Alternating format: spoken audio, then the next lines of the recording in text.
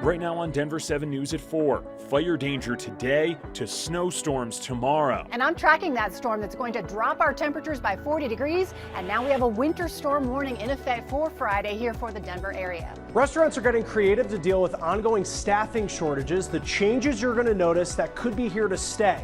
And high gas prices are causing problems for school districts. The cheaper and cleaner bus alternative that more schools are switching to now. Plus, new developments in the case of a missing mom after remains were found in Longmont. Thanks so much for joining us. I'm Jason Grenauer. Let's just go ahead and pull up all the red graphics, because when we take a live look outside on this Weather Action Day, we are under a red flag warning for fire danger, and then things just kind of go a little crazy tomorrow because it's going to be a much different story. Meteorologist Stacey Donaldson joins us now. Stacey, this would be among the latest snowfalls in Denver over the past 140 years, and it's expected.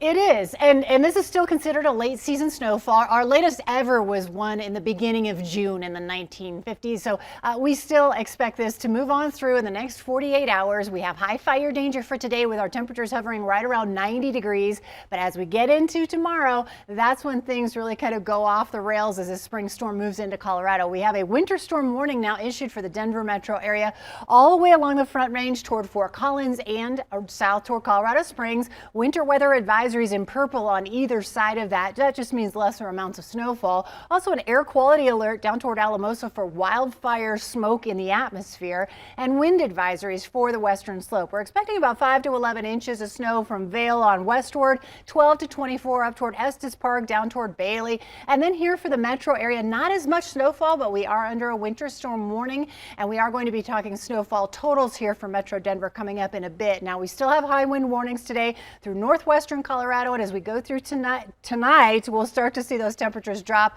Rain changing over to snow tomorrow, heavy snow in the high country. We're going to be talking about those snow totals and exactly when this will arrive coming up in a few minutes. All right, Stacey, thank you. Now let's check in on a couple of wildfires that are burning across the state tonight. The Plum fire in south central Colorado, it is still burning. This fire ignited Tuesday and quickly grew in size. At last check, more than 730 acres have burned, and it's still at 0% containment. The High Park fire near Cripple Creek is still burning a week after it started. Fire crews are making some significant progress there, though, with 87% containment. More than 1,500 acres have burned. New information tonight. The Boulder District Attorney's Office says human remains found near Longmont are that of missing mom Rita Gutierrez Garcia. She originally went missing back in March of 2018 after a night out at a bar in Longmont. The man charged with her kidnapping and murder, Juan Jose Figueroa, will plead guilty in the case, according to prosecutors. He is already serving a sentence of 93 years in prison after he was convicted in a separate attempted murder and sex assault case. Figueroa's next court date is now set for June 3rd. That's when he's expected to plead guilty and be sentenced. The executive overseeing parking at Denver's airport has been fired, according to our partners at the Denver Post. In a Post exclusive, records showed employee concerns over discrimination, harassment, and a hostile work environment, prompting the firing of Winfred Harold Hensley. Now, Hensley's firing also had to do with an audit of the parking department that uncovered several other issues with parking shuttles and complaints, according to the Post's reporting. A replacement has not been announced. CDC advisors are now recommending the Pfizer vaccine booster shot for kids 5 to 11 years old. Kids will be eligible once the CDC director signs off on it. Now, according to CDC data, just 29% of children in that age group, 5 to 11 in the U.S., have gotten their first 2 Pfizer shots. Since the pandemic began, more than 4.8 million kids in that age group have caught COVID, and more than 15,000 have been hospitalized.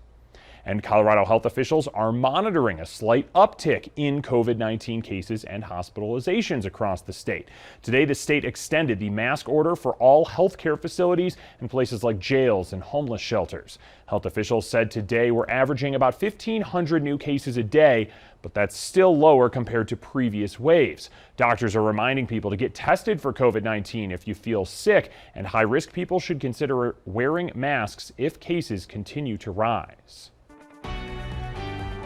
The head of the FDA appealed to lawmakers today for more money to prevent another baby formula shortage from happening.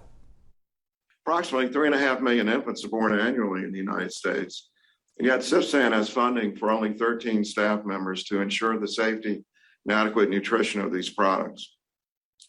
We also have no authority or dedicated resources to monitor and respond to supply chain disruptions. And unless we strengthen the resilience of our supply chain, we could be one natural disaster, quality mishap, or cyber attack from being here again.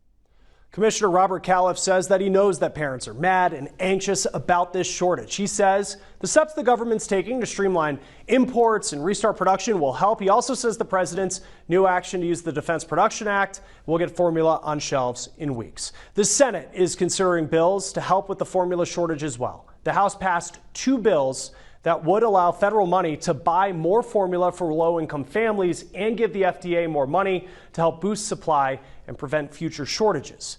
The CDC is now sharing a little more information about those unexplained hepatitis cases showing up in mostly younger children. Cases are being investigated across much of the U.S. Most of the nearly 200 children have recovered. The portion needing liver transplants has dropped slightly. The number of children that died remained unchanged at 5. We still don't know much about the treatment, but talking to other centers, talking to our centers, we are all struggling with transplanting kids who have active virus in their blood. And so we are talking more and more about, antiviral treatments like medications for this, especially if these kids are going to get transplanted and immunosuppressed. Now, it's important to note that while these hepatitis cases appear to be going up, many are retroactively being reported from as far back as October of last year. Now, we don't know much about the cause. Traditional causes of liver inflammation in kids have been ruled out. Adenovirus is being considered, and the CDC did say it's looking more closely at COVID-19. Now, Dr. Haley Bott explained one hypothesis. In this most recent outbreak, since we are not finding adenovirus in the liver tissue, and a few of these kids did have COVID in the past, we are wondering if COVID is also modifying the effect of other viruses. So it's not directly COVID that is affecting the liver or the adenovirus that is affecting the liver, but just the fact that you have COVID antibodies, are they modifying how your liver behaves with this new infection? That is a question I have. COVID itself can cause liver inflammation or multi-system inflammatory syndrome in children, which can in turn cause hepatitis. Now, Dr. Bott said that she has received emails asking if COVID vaccines could be the cause. She says no, because the majority of children affected aren't old enough to get vaccines, and the shots weren't available yet when a majority of their mothers were pregnant. Now, you may have seen a lot of talk about monkeypox in the last few days, especially on social media. Cases are popping up in places that normally don't see the disease. The CDC says the first case is in Massachusetts in someone who just traveled to Canada. Now, there are also clusters in Portugal, Spain, and the United Kingdom. The virus is rare. Usually starts as a flu-like illness, but with swelling of the lymph nodes and eventually a widespread rash. Monkeypox is spread through close contact with infected people. Common household disinfectants, doctors say, do kill the virus. Well, it's the ongoing reality for restaurants now. It's not uncommon to go into a restaurant and have your GM being the one that's running food and bussing tables because we have been so understaffed for so long. The new ways they're using technology to deal with this and the changes you could see long term.